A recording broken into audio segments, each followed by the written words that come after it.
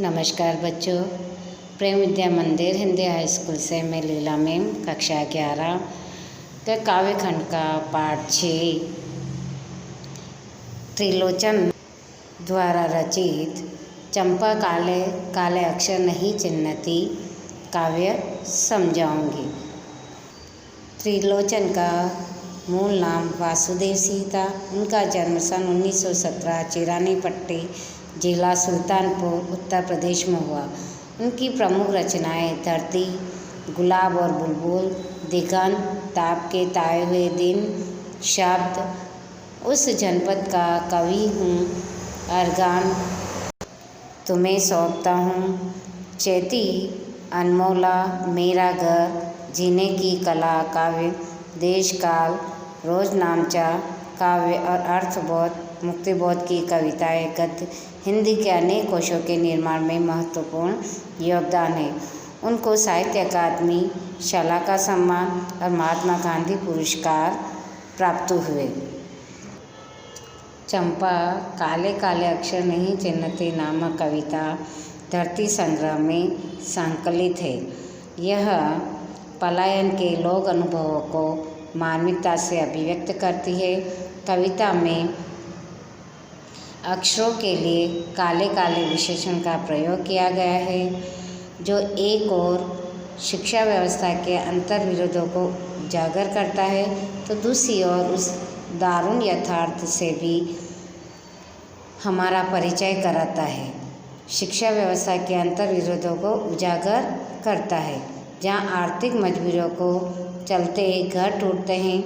काव्य नायिका चंपा अनजाने ही उस शोषक व्यवस्था के प्रतिपक्ष में खड़ी हो जाती है, जहाँ भविष्य को लेकर उसके मन में अनचाहा खतरा है। वह कहती है, कलकत्ते पर बाजार गिरे, कलकत्ते पर वज्र गिरने की कामना जीवन के खुरदरी यथार्थ के प्रति चंपा के संघर्ष और जीवन को प्रकट करती है। चंपा काले काले अक्षर नहीं चिन्हती, मैं जब पढ़ने लगता हूँ वह आ जाती है। कवि कहता है कि जब चंपा ये काले काले अक्षर को नहीं चिन्हती, यानी उनको पहचान नहीं पाती है, और जब मैं पढ़ने बैठता हूँ तो वो मेरे सामने आ जाती, खड़ी खड़ी चुपचाप सुना करती है। उसे बड़े अचरज होता है, इन काले चिन्हों से कैसे ये सब स्वर निकला करते हैं। तो मेरे पास में आकर वो चुपचाप खड़ी हो जाती है, सुनती रहती है और आश्चर्य करती है। उसे आश्चर्य होता है कि इन काले काले चिन्हों से, यानी काले काले जो अक्षर है, वो कैसे इससे स्वर निकलते हैं।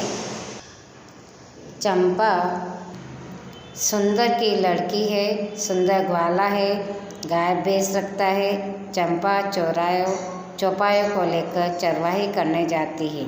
चंपा सुंदर नाम के आदमी की लड़की है। वह सुंदर एक ग्वाला है और वह गाय भैंस रखता है।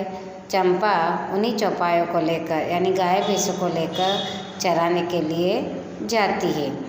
चंपा अच्छी है, चंचल है, नटखट भी है, कभी कभी उधम करती है। यानी कवि कहते हैं चंपा अच्छी है, चंचल भी है, नटखट भी है, कभी कभी वो मस्ती भी करती रहती है। कभी कभी वह कलम चुरा देती है। जैसे तैसे उसे ढूंढ कर जब लाता हूँ, पाता हूँ अब कागज़ गायब, परेशान फिर हो जाता हूँ। तो कवि कहते हैं कि वो उधम यानी शैतान है, शरारती है, तो कभी कभी वो मेरी कलम चुरा लेती है। जब मैं कलम को ढूंढता हूँ तो वो मेरे कागज़ गायब कर देती है और मुझे परेशान करती है। और कवि परेशान हो जाता है चंपा के ऐसे करने पर। तब चंपा कहती है, तुम कागज़ की गोदा करते हो दिन भर, क्या यह काम बहुत अच्छा है? यह सुनकर मैं हंस देता हूँ, फिर चंपा चुप हो जाती। तो चंपा कवि से कहती कि तुम दिन भर इस कागज़ में ही लगे रहते हो, गोदा करते हो, यानी इस कागज़ के ऊपर ही कुछ लिखते रहते हो, ये काम बहुत अच्छा है। यह सुन के कवि हंस देते हैं। अब चंपा चुपचाप हो जाती है। उस दिन चंपा आई, मैंने कहा कि चंपा तुम भी पढ़ लो। हारे घाटे काम सरेगा, गांधी बाबा की इच्छा है सब जन पढ़ना लिखना सीखे। जब एक दिन चंपा उनके पास कवि के पास आए तो कवि ने कहा कि चंपा तुम भी पढ़ लो, कभी दुख सुख में हारे घाटे यानी कभी दुख सुख में तुम्हारे काम आएगा।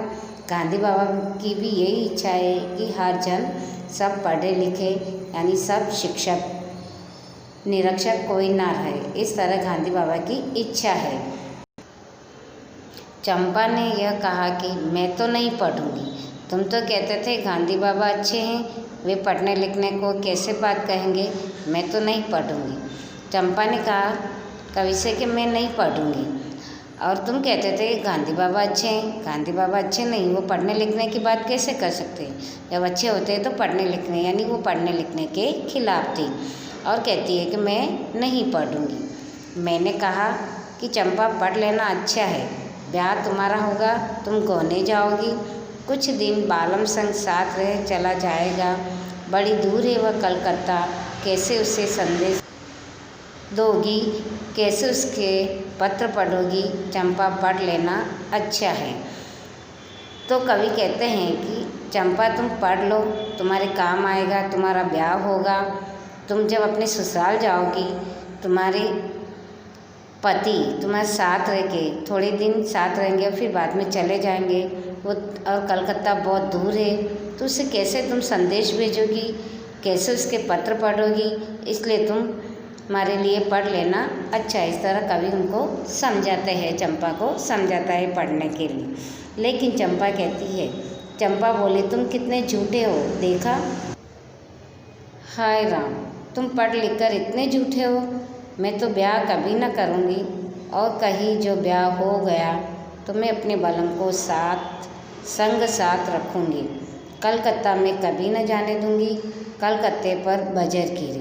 तो चंपा कहती है कवि को कि तुम कितने झूठे हो, कि तुम पढ़ लिख कर भी इतने झूठे हो। इतना चंपा उसको कहती है कि मैं ब्याह कभी नहीं करूँगी, और जो मेरा ब्याह हो भी गया है तो मैं अपने पति को अपने साथ ही रखूँगी और कलकत्ता कभी नहीं जाने दूँगी।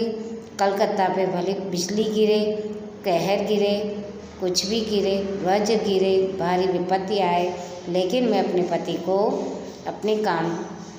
अपने साथ ही रखूँगी, उनको बाहर नहीं भेजूँगी। इस प्रकार कवि ने एक अशिक्षित लड़की के बारे में कहा है कि वो कैसे उनके विचार होते हैं, अपने मायके में ही रहने की सोचते हैं। इस प्रकार कवि ने एक गांव की लड़की के बारे में बताया कि वो पढ़ना नहीं चाहती है और घर का कार्य करके ही अपना गुजारा करती है और अपने पति को पास में ही रखने का संदेश देती है। बच्चों, ये शब्द छवि है, ये अपनी कॉपी में लिखना है, टिप्पणी और शब्दों का अर्थ भी समझना है तथा अपनी कॉपी में जो प्रश्न उत्तर भेजूंगी उनके आंसर नोटबुक में लिखना है। Thank you.